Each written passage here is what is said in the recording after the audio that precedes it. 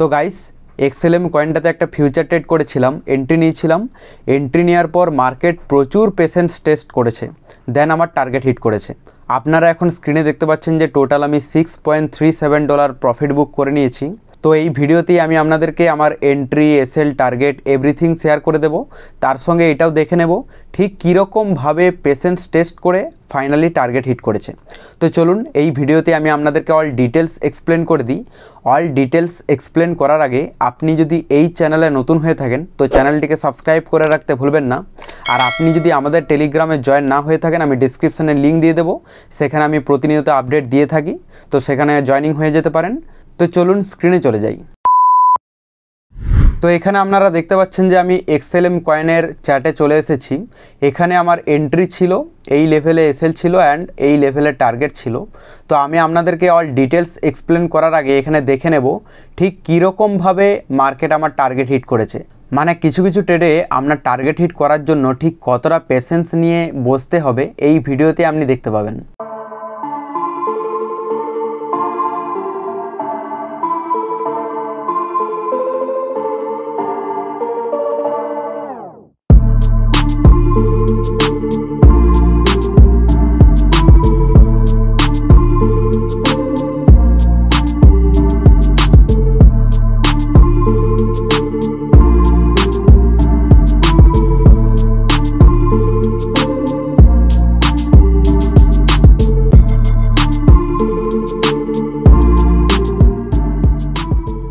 তো এখানে দেখতে পেলেন যে মোটামুটি এখানে এন্ট্রি হয়ে যাওয়ার পর আমার অপোজিট ডাইরেকশানে যাচ্ছিল অ্যান্ড আমার যেহেতু এসএল এই লেভেলে ছিল, তো এসএলের মোটামুটি 95%, 96%-এর কাছাকাছি চলে গিয়েছিল, মানে এসএল হিট করেনি। আর একটুর জন্য কিন্তু এসএল হিট করেনি, নাহলে কিন্তু আমার এসএল হিট করে দিত।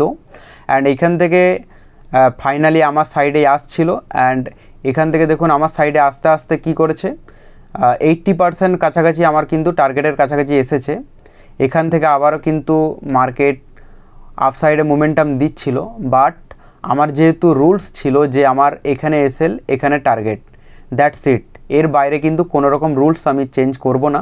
তো সেই কারণের জন্য মার্কেট অনেক টাইম স্পেন্ড করেছে, টাইম স্পেন্ড করার পর ফাইনালি কিন্তু টার্গেট হিট করেছে। তবে এত পেশেন্স যে টেস্ট করেছে, তো এখানে কিন্তু আপনাকে টিকে থাকতে হবে আপনার সেটআপে বা আপনার রুলসে। আপনি যদি এখানে ডিসিশন চেঞ্জ করেন তাহলে কিন্তু এখান থেকে প্রফিট করতে পারবেন না। কারণ অনেকেই কি হয়, এখান থেকে মার্কেটে যখনই নিচে যাওয়ার পর আবার আপসাইডে মোমেন্টাম দেয়, তো সেক্ষেত্রে অনেকেই কি করে এখানে এক্সিট করে ফেলে, তাদের ডিসিশন চেঞ্জ করে ফেলে এবং তারপর দেখুন ফাইনালি টার্গেট হিট করেছে। তবে এখানে যতটা সহজ লাগছে ততটা সহজ না, এখানে যথেষ্ট কিন্তু টাইম স্পেন্ড করেছে এবং এখানে প্রচুর প্যাশেন্স টেস্ট করেছে, তারপরে কিন্তু আমার টার্গেট হিট করেছে। এখানে দেখতে পাচ্ছেন যে 1 আওয়ারের টাইম ফ্রেমে এখানে কতগুলো ক্যান্ডেল তৈরি করেছে, ঠিক আছে। তো এখানে মোটামুটি 1 ডেজের থেকে বেশি আমাকে এখানে ওয়েট করে থাকতে হয়েছে, তারপরে কিন্তু এখানে টার্গেট হিট করেছে। তো এরপর আমি আপনাদেরকে এক্সপ্লেন করে দেবো ঠিক কী দেখে এন্ট্রি নিয়েছিলাম। এখানে দেখুন সিম্পল রুলসে আমি এন্ট্রি নিয়েছিলাম।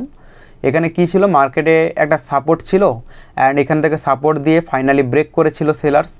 যখনই ব্রেক করেছিল তখনই কিন্তু এটা হচ্ছে সেলার্সের এরিয়া হয়ে গেল অ্যান্ড এখান থেকে দেখুন বায়ার্স এখানে ট্রাই করেছে, বাট ট্রাই করার পরও মার্কেটে কিন্তু ফাইনালি আবারও আপসাইডে মোমেন্টাম দিয়েছে। মানে এটা হচ্ছে যেহেতু সেলার্সের এরিয়া, তো সেই কারণের জন্য পসিবিলিটি বেশি থাকে বায়ার্স যখনই আপসাইডে মোমেন্টাম দেয়, সেলার্স কিন্তু একটা ডাউন সাইডে মোমেন্টাম দেওয়ার ট্রাই করে। বাট এক্ষেত্রে যেটা হয়েছে, এক্ষেত্রে মার্কেটে এখানে সেলিং প্রেসার যে এসেছে এটা বোঝা যাচ্ছে এই ক্যান্ডেল দেখেই, বাট তা সত্ত্বেও কিন্তু বায়ার্স আরেকবার আপসাইডে মোমেন্টাম দিয়েছিল অ্যান্ড আমার এখানে কিন্তু এসএল ছিল, এসএলের কাছাকাছি এসেছে, বাট আমার এসএল হিট করেনি। এবং এখান থেকে নিচের সাইডে নামার পরে যেটা হয়েছে, যেহেতু আমার টার্গেট এত দূর পর্যন্ত ছিল, নেক্সট যেহেতু সাপোর্ট এই লেভেল, তো এই কারণের জন্য এই লেভেলে কিন্তু আমার টার্গেট ছিল। বাট এইখান থেকে দেখুন 80%-এর কাছাকাছি আসার পরও কিন্তু মার্কেট আবার আপসাইডে মোমেন্টাম দিচ্ছিল এবং এখানে আমার ব্রেক ইভেনে কিন্তু আবার চলে এসেছিলো। এবং এখানে যখন ব্রেক ইভেনে চলে এসেছিলো তখন কিন্তু আমার যে ডিসিশন একটা ছিল আমি কিন্তু চেঞ্জ করিনি।